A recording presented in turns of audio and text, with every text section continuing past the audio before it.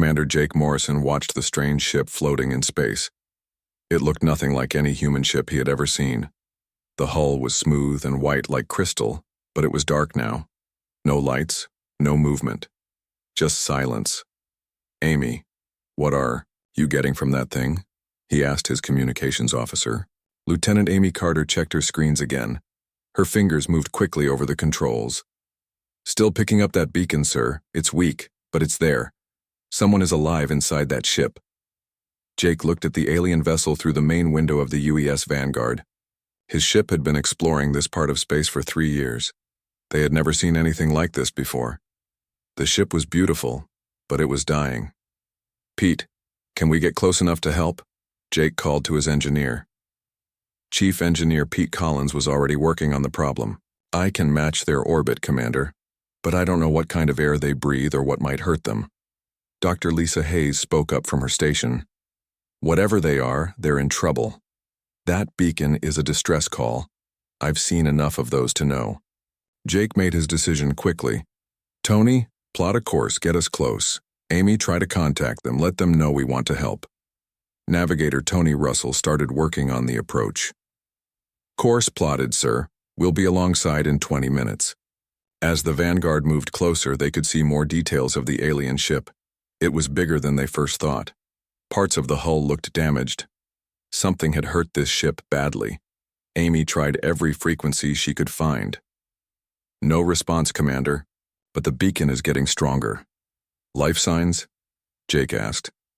Dr. Hayes checked her medical sensors. 1. Very weak. Whatever it is, it's dying. Jake felt the weight of command on his shoulders. They were far from Earth, far from any help.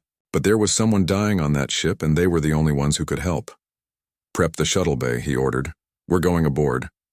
Pete Collins shook his head. "Sir, we don't know anything about their technology. Their air could be poison to us. Their ship could explode when we open it." "Then we better be careful," Jake said. "But we're not leaving someone to die." It took 2 hours to cut through the alien ship's hull. Pete and his team worked slowly, using laser cutters to make a hole just big enough for people to fit through. They tested everything twice. The air inside was different from human air, but it wouldn't kill them. Dr. Hayes was the first through the hole, carrying her medical kit. Jake followed with Amy and 2 security officers. The inside of the ship was as strange as the outside. The walls curved in ways that hurt to look at. The lights were dim and blue. They found the alien in what looked like a control room. It was tall, taller than any human, with silver skin and large dark eyes. It was unconscious and barely breathing. "It's alive," Dr. Hayes said, running her scanner over the creature. "But barely. Look at these readings, Jake. Something is eating it alive from the inside." The alien was beautiful in a way that made Jake's chest tight. It looked peaceful, even while dying. Its long fingers were still touching controls that no longer worked. "Can we move it?" Jake asked. "We have to. It won't last another hour in here." Dr. Hayes was already preparing a stretcher. "Pete, I need you to rig something in medical bay. This thing breathes different air than us." Getting the alien back to the Vanguard was hard work. It was heavy and tall, and they had to be gentle. Every bump might kill it. Every second mattered. In the medical bay, Pete worked magic with the life support systems. He created a bubble of air around the medical bed that would keep the alien alive. Dr. Hayes worked with equipment she had never used on anything like this before. "I don't understand what I'm seeing," she said, looking at her scans. "Its blood is wrong. Its cells are breaking down. Something is destroying it piece by piece." For 3 days, the alien didn't wake up. Dr. Hayes barely slept. She tried everything she could think of. Amy worked on translating the alien language from recordings they found on the ship. Pete kept improving the life support. Tony plotted courses to nearby systems in case they needed to find help. Jake spent hours sitting next to the medical bed, watching the alien's face. Sometimes it seemed like the creature was trying to wake up. Its large eyes would move under closed lids like it was dreaming. On the 4th day, Karen Wright joined them. She was the ship's scientist, and she had been studying samples of the alien's blood. "I think I know what's happening," she said, looking tired. "This isn't a disease. This is weapon damage. Something hit this creature with a weapon designed to destroy it slowly. What kind of weapon does that? Jake asked. The kind someone uses when they want their victim to suffer, Karen said quietly. Dr. Hayes was checking her patient when the alien's eyes suddenly opened. They were larger than human eyes and completely black. But they were intelligent. They looked around the medical bay, taking in the human faces watching it. The alien tried to speak, but the sounds meant nothing to them. Amy rushed to connect the translation computer she had been working on. After a few tries, words came through the speakers. Where am I? You're safe, Jake said, moving closer to the bed. We found your ship. We brought you to our ship to help you. The alien's large eyes focused on Jake's face. You are not Zilani. What are you? Human, Jake said. I'm Commander Jake Morrison. What's your name? Vash, the alien said softly. I am Keeper Vash of the Zilani people. Its voice became stronger as the translator learned its language better. You saved me, why? You do not know me. You do not know my people. Jake smiled. Because you needed help. That's what we do. Vash was quiet for a long moment. Its dark eyes seemed to be studying Jake's face like it was trying to understand something impossible. My people will remember this, Vash said finally. The Zilani do not forget kindness. Dr. Hayes stepped forward. Can you tell us what happened to you? What weapon caused this damage? Vash's expression became sad. Not weapon, poison. The hegemony uses it on those they want to kill slowly. They wanted me to suffer before I died. Who is the hegemony? Jake asked. Death, Vash said simply. They are death to all who are not like them. 3 months passed before Vash was strong enough to walk around the ship. Dr. Hayes had worked day and night to fix the damage the poison had done to his body. The tall alien was getting better, but Jake could see sadness in his dark eyes that never went away. Vash spent his time learning about humans. He watched how the crew worked together. He saw how they helped each other. He asked questions about Earth and human families and human dreams. Everything seemed to surprise him. Your people help strangers, he said to Jake one day in the ship's dining room. Even when it costs you time and resources, even when it might be dangerous. Of course we do, Jake said. Don't your people do the same? Vash was quiet for a long time. My people did, he said finally. But we are gone now. Jake felt cold fear in his stomach. What do you mean, gone? Dead, Vash said in a voice so quiet Jake almost couldn't hear it. All dead. Every Zilani world, every Zilani ship, every Zilani child. I am the last. Amy Carter had been listening from the next table. She put down her food and came over. Vash, what happened to your people? The hegemony happened, Vash said. They decided we were weak. They decided the galaxy would be better without us. Jake felt anger building in his chest. How many of your people were there? 47 billion, Vash said. Across 12 worlds and hundreds of ships. Gone in 3 days. Dr. Hayes had joined them now, along with Pete and Tony and Karen. The whole senior crew was listening. 3 days? Karen asked. How could anyone kill that many people in 3 days? Practice, Vash said bitterly. The hegemony has been doing this for 200 years. They have killed over 300 species. They know how to do it quickly now. The dining room was completely quiet. Jake could hear the ship's engines humming in the background. Tell us about the hegemony, Jake said. Vash looked around at all the human faces watching him. 12 species who joined together long ago. They believe only the strong should survive. They believe kindness is weakness. They believe mercy is failure. So they just kill everyone else? Amy asked.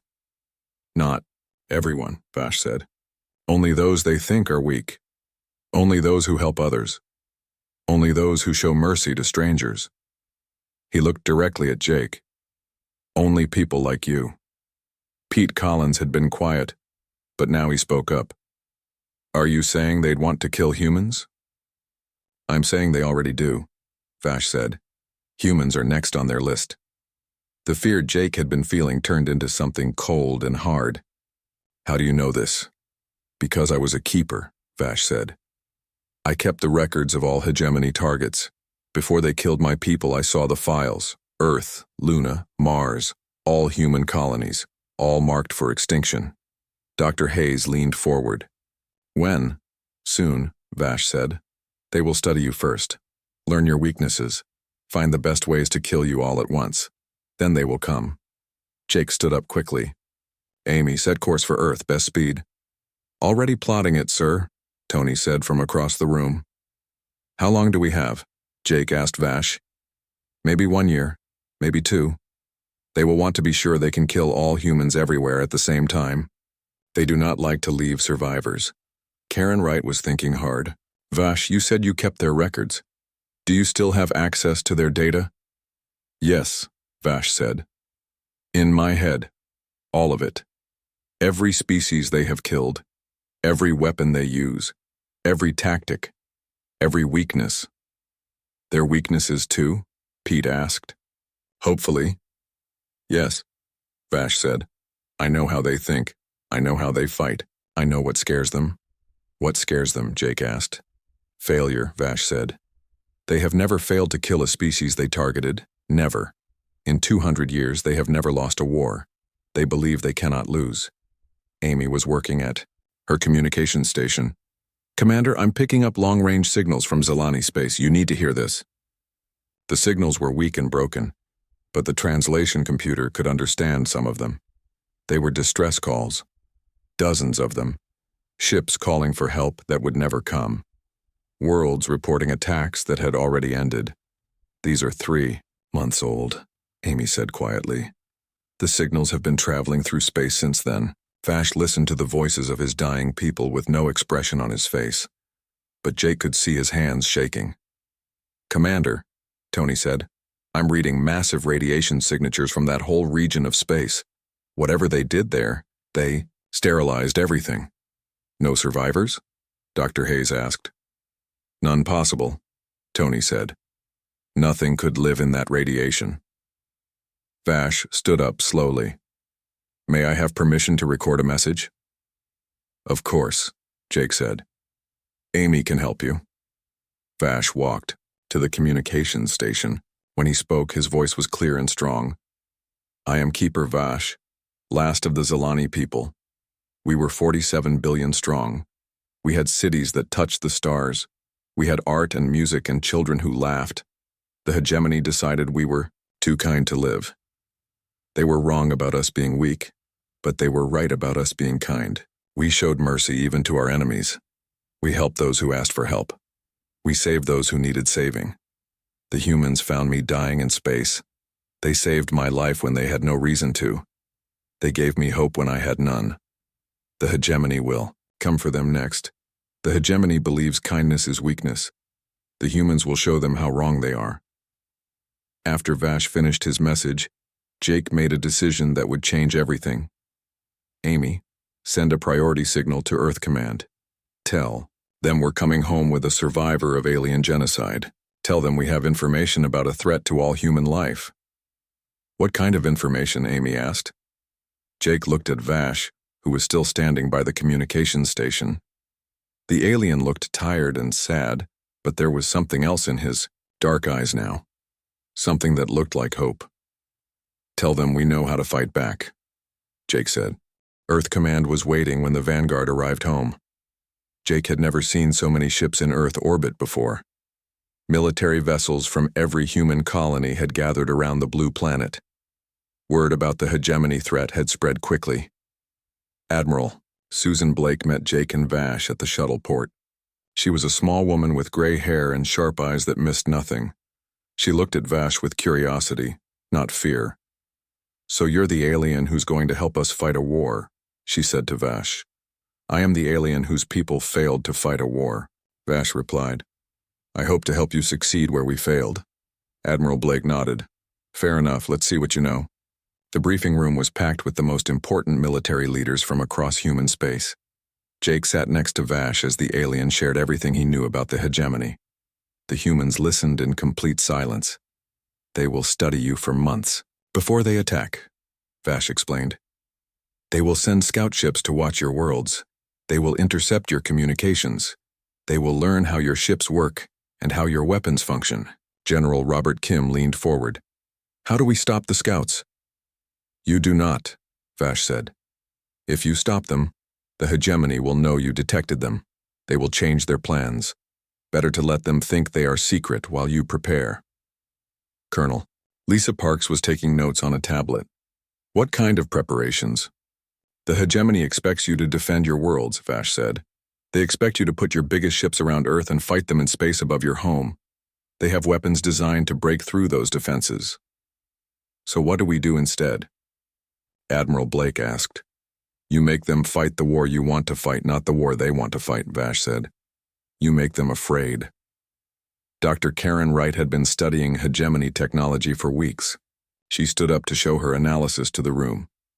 Their ships are built for overwhelming firepower, she said. They're designed to destroy fixed targets like space stations and planetary defenses, but they're not designed for fighting enemies that move in unexpected ways. Pete Collins had been working with teams of engineers across the solar system. We've been retrofitting civilian ships with military hardware, he said. Cargo haulers, passenger liners, mining vessels.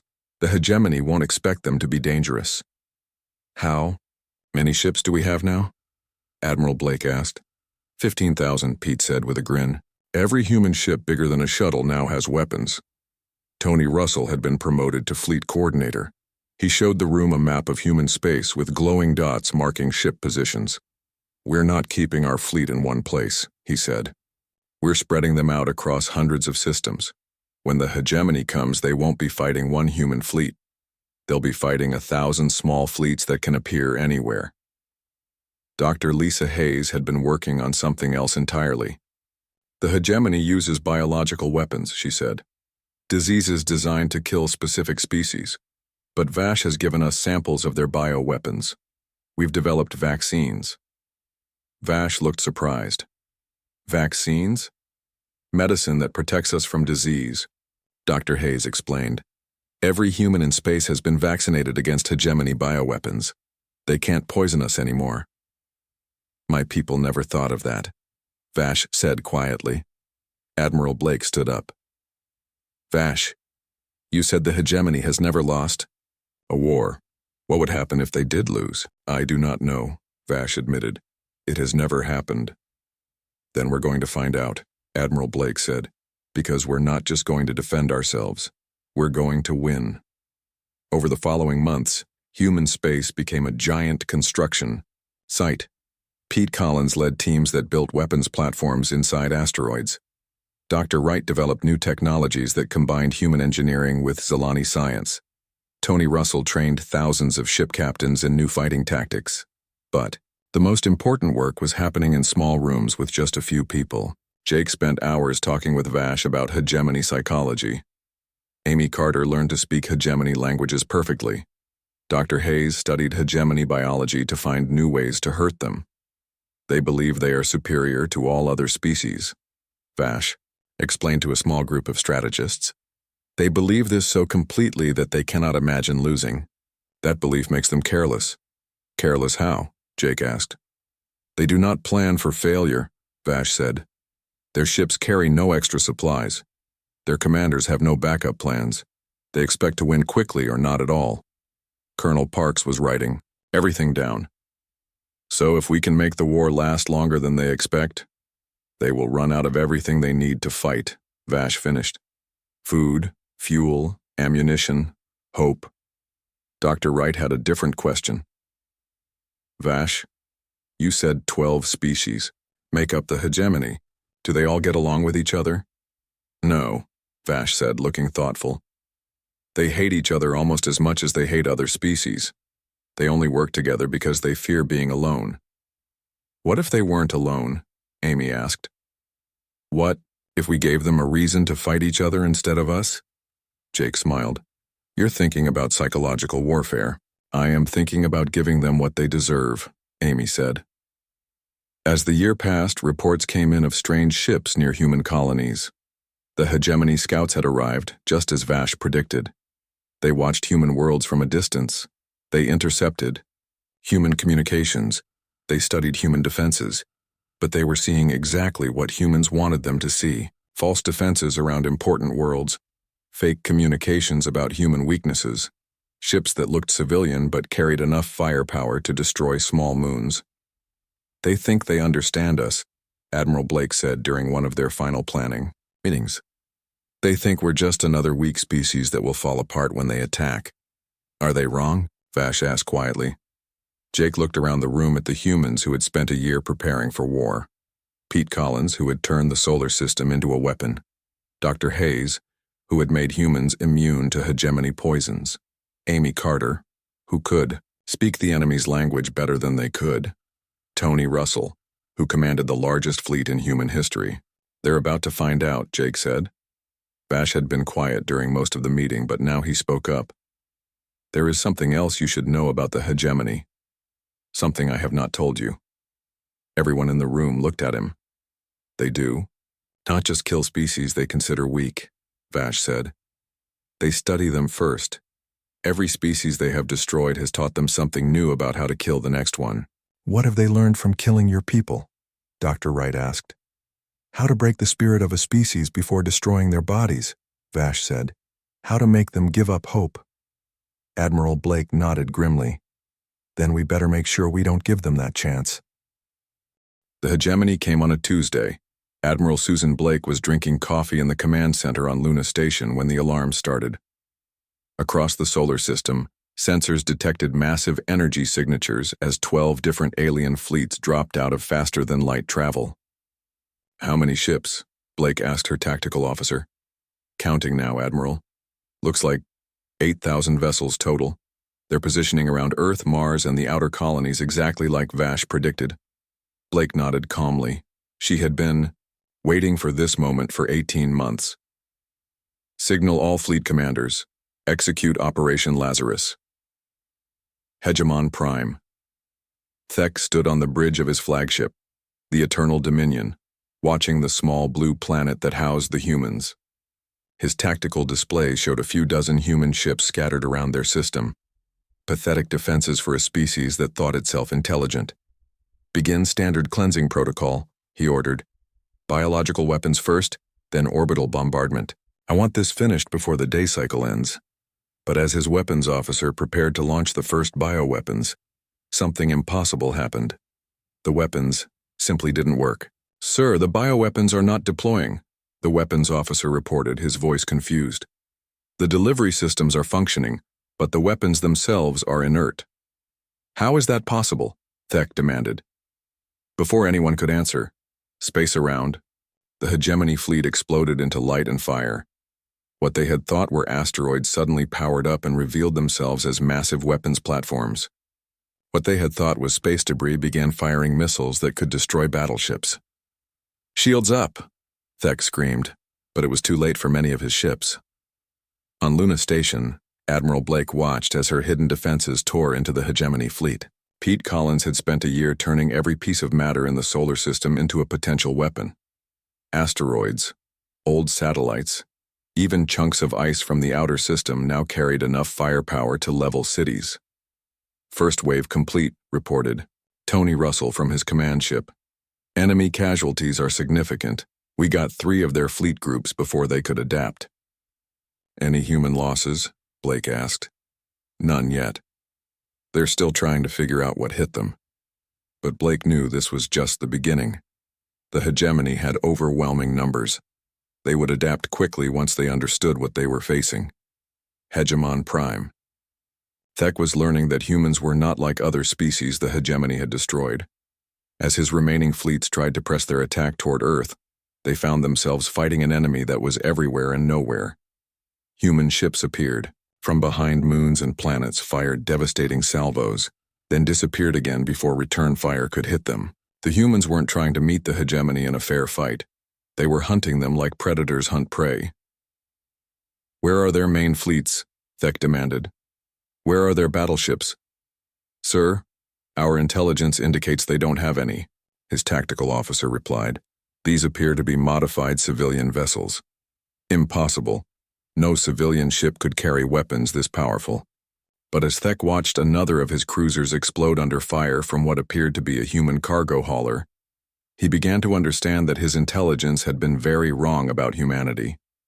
Jake Morrison was leading one of the human strike groups from his new command ship, the UES Retribution. Vash stood next to him on the bridge, watching the battle with dark eyes that seemed to see everything.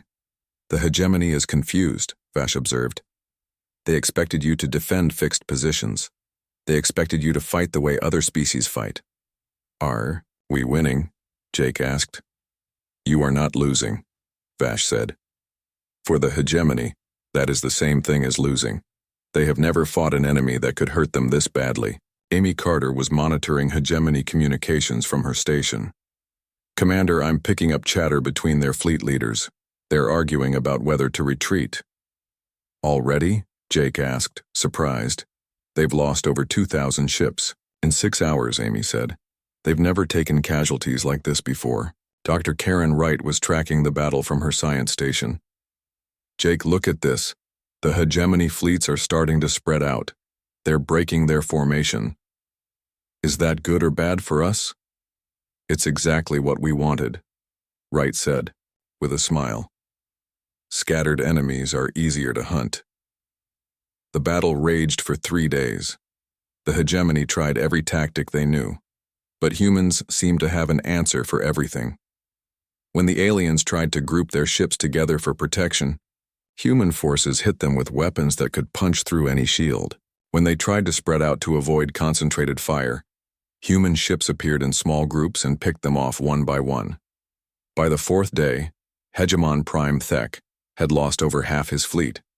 His remaining ships were running low on ammunition and fuel. Worst of all, his commanders were starting to panic. "Sir, the Krex fleet is requesting permission to withdraw," his communications officer reported. "Denied," Thek snarled. "We do not retreat from inferior species." "Sir, the Vorthak commander is also requesting withdraw. And the Zealith. And the Omnari." Thek felt something he had never experienced before. Doubt. How could a species that showed mercy to strangers be destroying the most powerful military force in the galaxy? The answer came when Jake Morrison's voice suddenly filled every hegemony ship in the system. Amy Carter had spent months learning their languages and hacking their communication systems. Now every alien in the fleet could hear Jake's words in perfect hegemony standard. "This is Commander Jake Morrison of the Human Forces," Jake said, his voice calm and deadly. "You came here to destroy us because you thought kindness was weakness. You thought mercy was failure. You were wrong." Thek stared at his communication screen in shock. No enemy had ever spoken directly to hegemony forces before. "We saved one of your victims," Jake continued. "We learned what you did to his people. We learned what you planned to do to ours. Now you will learn what happens when you threaten those under human protection." "Sir, should we jam their transmission?" Thek's communications officer asked. "No," Thek said quietly. "Let them speak. I want to hear what they think they can do to us." Jake's next words chilled every alien in the fleet. "We are not going to just defeat you. We are not going to just drive you away. We are going to hunt down every ship in your fleet. We are going to capture every one of your leaders. And then, you are going to answer for every species you have destroyed." Dr. Lisa Hayes spoke next, her voice clinical and cold. "We have studied your biology. We have developed weapons specifically designed to cause you pain without killing you quickly. You wanted to study us before you destroyed us. Now we will study you while we decide what to do with you." Vash stepped forward and spoke in his own language, the language of the Zilani people that the hegemony thought they had silenced forever. "I am Keeper Vash, last of the Zilani. You killed my people because you thought they were weak. The humans saved my life because they thought it was right. Now they will show you the difference between strength and cruelty." The effect on the hegemony fleet was immediate. Ships that had fought together for centuries began to break away. Some tried to flee the system. Others actually began firing on each other as old rivalries surfaced under the pressure of defeat. "Sir," Thek's tactical officer said urgently, "the fleet is falling apart. Half our ships are trying to retreat, the other half are fighting each other. Tech looked around his bridge at his officers. These were the finest soldiers of the most powerful empire in the galaxy. They had conquered hundreds of worlds. They had destroyed entire civilizations. And now, they were afraid. "Signal the fleet," Tech said finally. "All ships withdraw to minimum safe distance, prepare for negotiation." But Jake Morrison's response came immediately. "There will be no negotiation. There will be no mercy. There will be no escape. You came here to commit genocide. Now you will face judgment."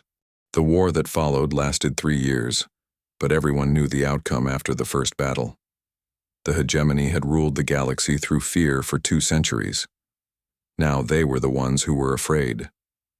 Admiral Susan Blake stood before the Galactic Council, an assembly of 47 species that had hidden from the hegemony for generations. The council met on a space station far from any star, in a place the hegemony had never found, until now. "The hegemony military has been completely destroyed," Blake reported to the assembled representatives. "Their ability to threaten any species has been permanently eliminated." The council members looked at each other nervously. They had spent so long hiding that they found it hard to believe the threat was really over. "What happened to their ships?" asked the representative from the Kethera people, a species that had been hiding for over a century. "Destroyed or captured," Blake said simply. "We didn't leave them with anything that could be used as a weapon." "And their leaders?" "In custody. All of them." Dr. Karen Wright stepped forward to address the council. She looked tired but satisfied. "We spent 3 years hunting them across the galaxy. Every time they thought they had found a safe place to hide, we found them. Every time they tried to rebuild their forces, we stopped them." The Kethara representative leaned forward. "How did you find them?" "They had hidden fleets in secret locations across the galaxy." "We had help," Wright said, glancing toward the back of the chamber where Vash sat quietly. Keeper Vash knew all their secret bases, all their hiding places, all their escape routes. Tony Russell, now Admiral Russell and commander of the largest fleet in galactic history, added his report. "We didn't just hunt their military forces. We hunted their infrastructure, their shipyards, their weapons factories, their training centers. We made sure they could never threaten anyone again." The representative from the Karathi people spoke up. "What about their homeworlds, their civilian populations?" Pete Collins answered that question. "We found them all, 12 species, hundreds of worlds. But we didn't destroy them like they destroyed others. We're better than that." "Then what did you do with them?" asked another council member. Dr. Lisa Hayes stepped forward. "We're teaching them," she said. "Teaching them what it means to live without being able to hurt others. Teaching them what it means to depend on the mercy of strangers." "Is that possible?" the Kithera representative asked. "Can you really change an entire species?" "We're finding out," Hayes said. "It's slow work. Some of them are learning faster than others. But yes, it's possible." Jake Morrison, now bearing the title Guardian of Galactic Peace, walked to the center of the chamber. The years of war had aged him, but his eyes were still sharp and determined. "The Council has asked me to explain why we did what we did," he said. "Why humans spent 3 years and countless resources hunting down every member of the hegemony, when we could have just driven them away from our space." The chamber was completely quiet. "We did it because someone had to," Jake said. "For 200 years, the hegemony killed anyone who was different from them, anyone who was kind to strangers, anyone who helped those in need. They killed over 300 species, billions and billions of innocent people." Jake paused and looked around the chamber at the representatives of species that had survived by hiding. "They killed the Zilani people because the Zilani saved a crashed hegemony ship. They planned to kill humans because we saved Vash. They would have killed all of you if they had found you, just because you were different from them. So you decided to stop them permanently," the Karathi representative said. "We decided to make sure they could never hurt anyone again," Jake corrected. "There's a difference." Amy Carter, now Director of Galactic Communications, stood up. "The Council has also asked about our future intentions, what humans plan to do now that we have the Largest military force in the galaxy. We plan to protect people, Amy said. That's what we've always done, that's what we'll always do.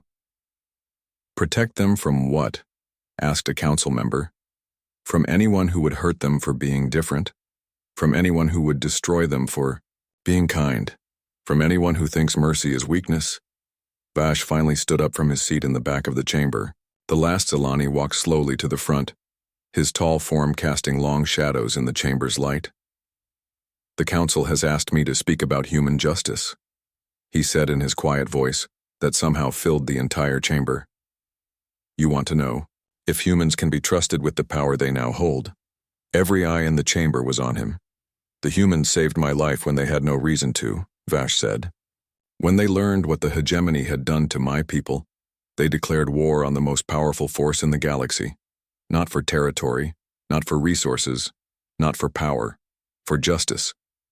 But how do we know they won't become like the hegemony? Asked the Cathara representative. How do we know power won't corrupt them? Vash was quiet for a long moment. Because they could have killed every hegemony civilian. They could have destroyed every hegemony world. They could have done to the hegemony exactly what the hegemony did to others. They had the power. They had the justification. They had the anger. But they didn't, said the Korathi representative. No, Vash said. They didn't. Instead, they are trying to teach their former enemies how to live in peace. They are protecting the same species that tried to destroy them. They are showing mercy to those who showed no mercy to others. Jake stepped forward again. The Galactic Council has asked what humans want from the galaxy. The answer is simple. We want peace. We want every species to be free to live their own lives in their own way. We want children to grow up without fear. We want kindness to be rewarded instead of punished. And if some species disagree with that vision? Asked a council member. Jake's expression became hard. Then they'll discover what the hegemony discovered. We protect the innocent. We stop the cruel. We don't negotiate with those who commit genocide. Admiral Blake stepped forward one final time. The Council has voted to establish a new galactic government, a democracy where every species has a voice. Humans have been asked to provide security for this new government. Will you accept? Asked the Cathara representative. On one condition, Blake said. The moment we start acting like the hegemony, the moment we start using our power to hurt instead of protect, you remove us from that position. How? Asked the Korathi representative. Blake smiled grimly. We'll teach you how. Or the council session ended. Vash walked with Jake toward the station's observation deck. Through the transparent aluminum windows, they could see ships from dozens of different species flying together in formations that would have been impossible just 3 years ago. Do you think it will work? Vash asked. This new galaxy you're trying to build? Jake watched a human destroyer flying escort for a convoy of Cathara passenger ships. I don't know, he admitted, but we're going to try. The hegemony leaders I've interviewed say you humans are naive, Vash said. They say kindness will always be seen as weakness by some species. Maybe they're right, Jake said, but we'll be watching, and if anyone tries to build another hegemony, if anyone tries to hurt people for being different or kind or merciful, they'll have to deal with us. Vash nodded slowly. The humans saved one Zilani, and brought judgment to all who would destroy those who save others. That's what we do, Jake said, echoing the words he had spoken to Vash years ago in a medical bay. We help, and we protect those who help others. In the end, the galaxy learned 2 important truths about humanity. First, that humans would risk everything to save a single innocent life. Second, that humans would sacrifice anything to ensure no one could ever again be punished for showing kindness to strangers. The hegemony had been wrong about mercy being weakness. They had learned too late that it takes far more strength to show mercy than to show cruelty. And they had discovered that those strong enough to be merciful were also strong enough to be terrible when mercy was threatened. The galaxy would remember both lessons for a very long time.